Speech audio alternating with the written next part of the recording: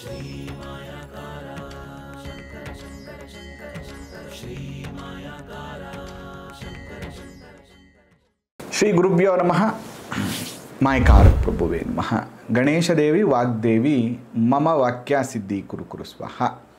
ಓಂ ನಮೋ ಭಗವತಿ ಚಾಮುಂಡೇಶ್ವರಿ ಮಲಯಾಳ ಸ್ವರೂಪಿಣಿ ಸರ್ವಸಿದ್ಧಿಕಾರಿಣಿ ಸತ್ಯಂ ಬ್ರೂಹಿ ಸ್ವಹ.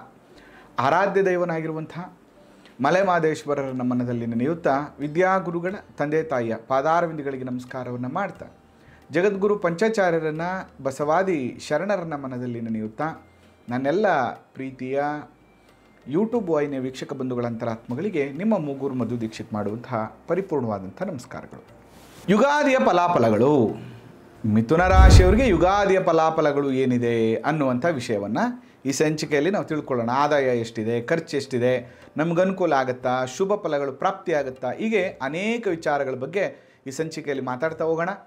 ನೀವೆಲ್ಲರೂ ಕೂಡ ಮಾಡಬೇಕಾಗಿರುವಂಥದ್ದು ಏನಂದರೆ, ಮೊದಲು ಲೈಕ್ ಮಾಡಿ, ಸಬ್ಸ್ಕ್ರೈಬ್ ಮಾಡಿ ಮತ್ತು ಸಪೋರ್ಟ್ ಮಾಡಿ. ಜೊತೆಗೆ ಇದೇ ಏಪ್ರಿಲ್ ಕೊನೆಯ ಭಾಗದಿಂದ ವಾಸ್ತು ತರಗತಿಗಳು ಪ್ರಾರಂಭ ಆಗ್ತಾ ಇರೋದ್ರಿಂದ ಯಾರಿಗಾದರೂ ವಾಸ್ತುಶಾಸ್ತ್ರವನ್ನು ಶಾಸ್ತ್ರೋಕ್ತವಾಗಿ ಕಲಿಬೇಕು ಅನ್ನುವಂಥ ಆಸಕ್ತಿ ಇದ್ದರೆ ಸಂಪರ್ಕವನ್ನು ಮಾಡಿ ಅಂತ ಹೇಳ್ತಾ, ಇನ್ನು ವಿಶ್ವಾವಸು ಸಂವತ್ಸರದಲ್ಲಿ 2025 ಯುಗಾದಿಯಿಂದ 2026 ಯುಗಾದಿ, ಈ ಸಂವತ್ಸರದಲ್ಲಿ ಮಿಥುನ ರಾಶಿಯವರ ಫಲಾಫಲಗಳು ಹೇಗಿದೆ ಅಂದರೆ ನೋಡಿ, ಗುರುಬಲ ಶನಿಬಲ ಎರಡೂ ಇಲ್ಲ. 12ನೇ ಮನೆಯಲ್ಲಿ ಗುರು ಸಂಚಾರ ಮಾಡ್ತಾ ಇದ್ದಾನೆ.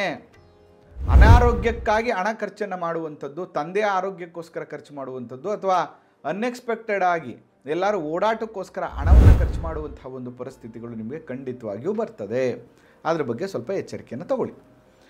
ಇನ್ನು ಆದಾಯ ಮತ್ತು ಖರ್ಚಿನ ಬಗ್ಗೆ ಮಾತಾಡೋದಾದರೆ 14 ರೂಪಾಯಿ ಸಂಪಾದನೆ ಮಾಡುವಂಥದ್ದು, 2 ರೂಪಾಯಿ ಖರ್ಚು ಮಾಡುವಂಥದ್ದು ಯೋಗ ಇದೆ. ಅಂದರೆ 14 ರೂಪಾಯಿ ಸಂಪಾದನೆ ಆಗುತ್ತೆ, ಕಮಿಟ್ಮೆಂಟ್ ಮಾತ್ರ 2 ರೂಪಾಯಿ ಇರುವಂಥ ಯೋಗ ಇದೆ. ಇದು ಸಂವತ್ಸರದ ಫಲದಲ್ಲಿ ಮಿಥುನ ರಾಶಿಯವರಿಗೆ ಅತ್ಯಂತ ಶುಭ ಫಲಗಳ ಪ್ರಾಪ್ತಿ ಆಗ್ತಾ ಇದ್ರೂ ಕೂಡ ಗುರುಬಲ ಶನಿಬಲ ಇಲ್ಲದೆ ಇರೋದ್ರಿಂದ ನೀವೇ ಹೋಗಿ ನಿಮ್ಮ ಕೈಯಾರ ಸಮಸ್ಯೆಯನ್ನು ಮಾಡಿಕೊಳ್ಳುವಂಥ ಸಾಧ್ಯತೆಗಳು ಜಾಸ್ತಿ ಇದೆ.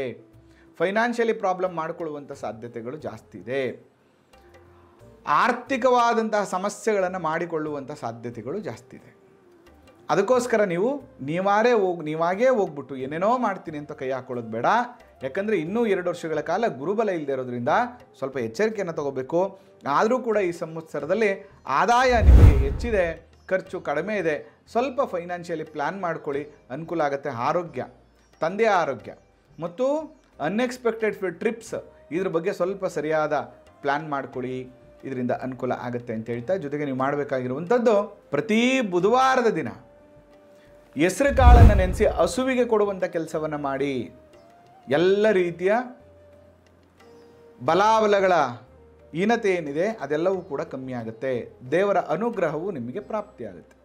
ಜೊತೆಗೆ ಪ್ರತಿ ಬುಧವಾರ ವಿಷ್ಣು ದೇವಸ್ಥಾನಕ್ಕೆ ಹೋಗಿ ನಿಮ್ಮ ಹೆಸರಲ್ಲಿ ಒಂದು ಅರ್ಚನೆಯನ್ನು ಮಾಡಿಸಿ.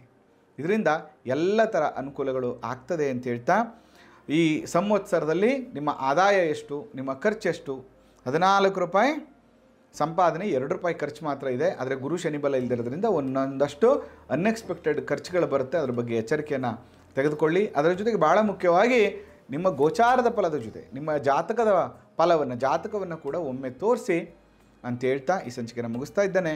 ಆ ಮಲೆಮಹದೇಶ್ವರರ ಅನುಗ್ರಹ ಸದಾ ನಿಮ್ಮ ಮೇಲಿರಲಿ. ನಮಸ್ಕಾರ. श्री मायाकार शंकर शंकर शंकर शंकर श्री